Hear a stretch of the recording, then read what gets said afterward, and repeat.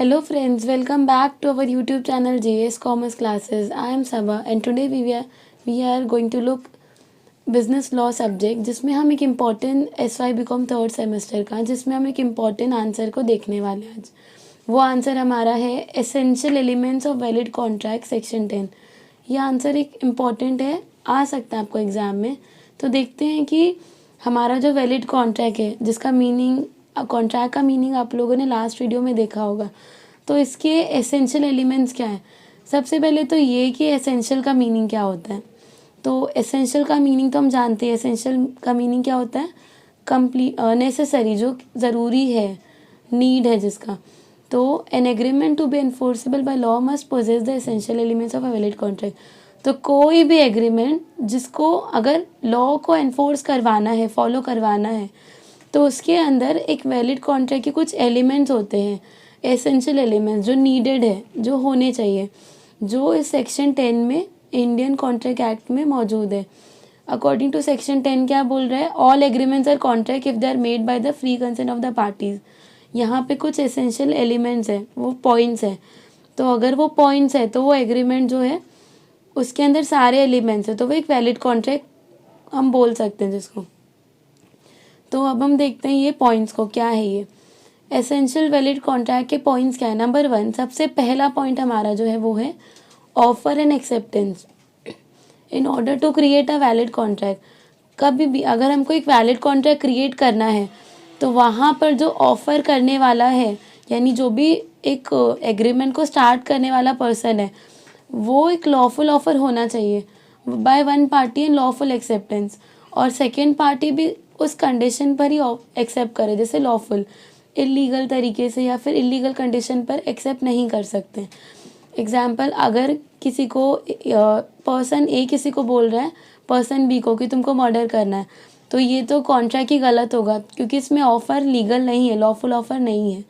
तो ये था हमारा ऑफ़र एंड एक्सेप्टेंस, पहला पॉइंट एसेंशियल्स का।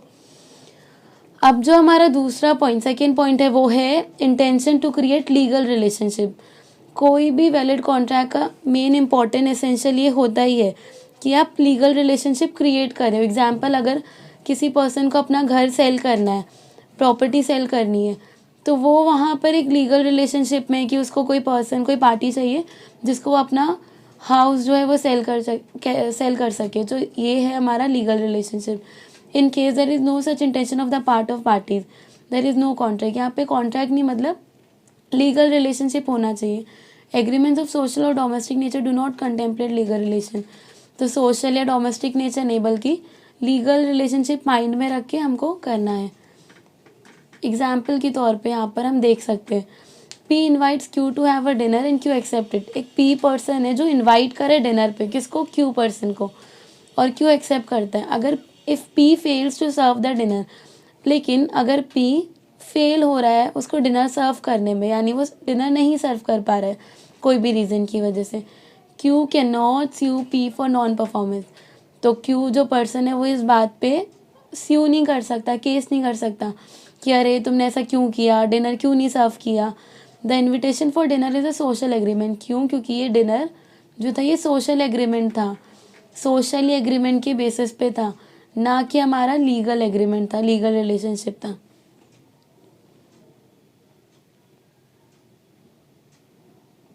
एग्जाम्पल हम एक और इसका देख सकते हैं कि अगर एक एग्रीमेंट हो रहा है दो फ्रेंड्स के बीच में to have a cup of tea, कि वो लोग मिलकर बैठ के चाय पियेंगे, तो ये भी सोशल एग्रीमेंट है, ये कोई लीगल एग्रीमेंट नहीं है। अगर ए पर्सन ने कहा था कि इस दिन तुम आना और वो नहीं बुला पा रहा है, तो अब ये नहीं कि बी उसके ऊपर स्यू कर सकता है या फिर ये इलीगल हो गया, नहीं, क्योंकि ये सोशल एग्रीमेंट था।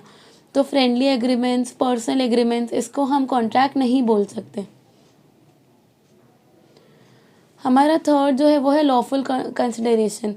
कंसिडरेशन मतलब क्या होता है, बेसिकली कंसिडरेशन होता है हमारा price for which the promise of the another is brought. Example के तौर पे, अगर किसी पर्सन कोई प्रोडक्ट सेल कर रहा है, तो जो सेलर है उसके लिए कंसिडरेशन वो प्रोडक्ट के बदले में क्या होगा, मनी, जो उसका इनकम होगा, और जो पर्सन खरीदेगा तो वो पे करके जो प्रोडक्ट बाय करने वाला उसके लिए वो प्रोडक्ट होगा। तो जो कंसिडरेशन है वो भी लॉफुल और रियल होना चाहिए। एग्जाम्पल के तौर पे A agrees to sell his pen to be for ₹300। अगर ए पर्सन अपनी एक पेन बेच रहा है बी को 300 रुपीज़ के लिए, तो यहाँ पे जो ए है उसका consideration for the watch is the money he get from B. तो उसके लिए जो मनी होगा बी से जो उसको मिलने वाला है, और बी के लिए क्या होगा, बी के लिए मनी नहीं होगा बल्कि वो जो पेन होगा वो होगा। अब हमारा फोर्थ एलिमेंट है कैपेसिटी ऑफ पार्टीज़। अब जो यहाँ पर पार्टीज़ यानी जो भी पर्सन एग्रीमेंट में आते हैं, कॉन्ट्रैक्ट में आते हैं, उनको हम पार्टीज़ बोल सकते हैं। तो जो पार्टीज़ एग्रीमेंट करने वाले हैं वो लोग कॉम्पिटेंट होने चाहिए कॉन्ट्रैक्ट करने के लिए, यानी वो माइनर्स नहीं हो सकते या अनसाउंड माइंड के नहीं हो सकते।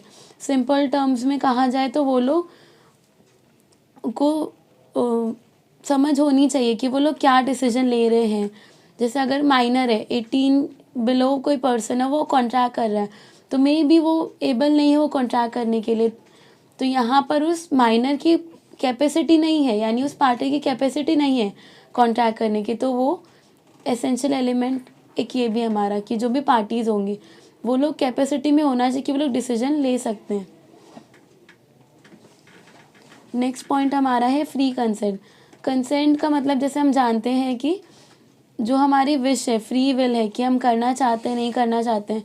तो कंसेंट एक होता है जब पार्टीज एग्री हो रही है अपने टर्म्स पे कि उनको करना है नहीं करना है कोई भी कॉन्ट्रैक्ट बिजनेस, तो वो होता है फ्री कंसेंट। तो एक एसेंशियल और इम्पॉर्टेंट एलिमेंट है फ्री कंसेंट। यहाँ पर ये बताया जाता है कि कोई भी पार्टी या कोई भी पर्सन जब कॉन्ट्रैक्ट में आता है तो उसको जो कंसेंट है वो उसके खुद से मन से होना चाहिए, फ्री विल से होना चाहिए, ना कि फोर्सफुली होना चाहिए। Without force, without any force और थ्रेट और कोअर्जन, बिना कोअर्जन। कोअर्जन का मतलब क्या होता है यहाँ पे, किसी को धमकी देना या बोलना कि नहीं करो, तो वैसा नहीं होना चाहिए। हमारा नेक्स्ट पॉइंट है लॉफुल ऑब्जेक्ट। जो भी ऑब्जेक्ट है एग्रीमेंट का वो वैलिड होना चाहिए, वो लीगल होना चाहिए। Object is nothing to do with consideration. Object का कंसिडरेशन से कोई रिलेशन नहीं है, ये मतलब एक पर्पस है, कॉन्ट्रैक्ट का डिज़ाइन है। एग्जाम्पल के तौर पे when one hires a house for use as a gambling house, the object of the contract is to run a gambling house. अगर कोई किसी को हायर कर रहा है हाउस के लिए और वो गैम्बलिंग हाउस है, तो उस कॉन्ट्रैक्ट जो ऑब्जेक्ट है वो बस इतना है कि आपको उस हाउस को रन करना है। यहाँ पे एक और एग्जाम्पल हम देख सकते हैं, if a person A promise to pay ₹2 lakh to B to kill Q. अगर एक पर्सन क्या कर रहा है, 2 लाख दे रहा है बी को कि क्यू को मारना है, तो जो पर्सन को किल करना है वो पनिशेबल है आईपीसी एक्ट के अंदर। तो इसीलिए जो प्रॉमिस है ये क्या हुआ, अनलॉफुल और वॉइड हुआ। तो यानी ये जो हुआ ये अनलॉफुल हुआ। तो जो भी ऑब्जेक्ट होता है, रीज़न होता है, वो लॉफुल होना चाहिए। नेक्स्ट पॉइंट हमारा है लीगल फॉर्मेलिटी।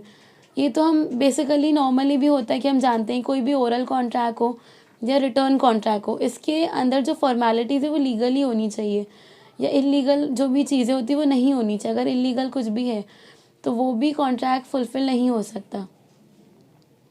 नेक्स्ट पॉइंट हमारा है certainty of a meaning. Certainty मतलब कि जो भी एग्रीमेंट्स हो रहे हैं उनका जो मीनिंग है वो सर्टेन होना चाहिए, यानी वो क्लियर होना चाहिए कि आप क्या करना है, आपको क्या परफॉर्मेंस है या क्या जो भी प्रोडक्ट है, जो भी बिजनेस है या लॉ है, तो जो पर्सन है उसको क्या करना है, उसकी मीनिंग आपको क्लियर होनी चाहिए। An agreement contain terms are decided by the parties. तो एग्रीमेंट क्या होता है, टर्म्स होता है जो पार्टीज डिसाइड करती है। जो टर्म्स ऑफ एग्रीमेंट है वो सर्टेन और अनएम्बिगियस। अनएम्बिगियस मतलब बहुत क्लियर होना चाहिए।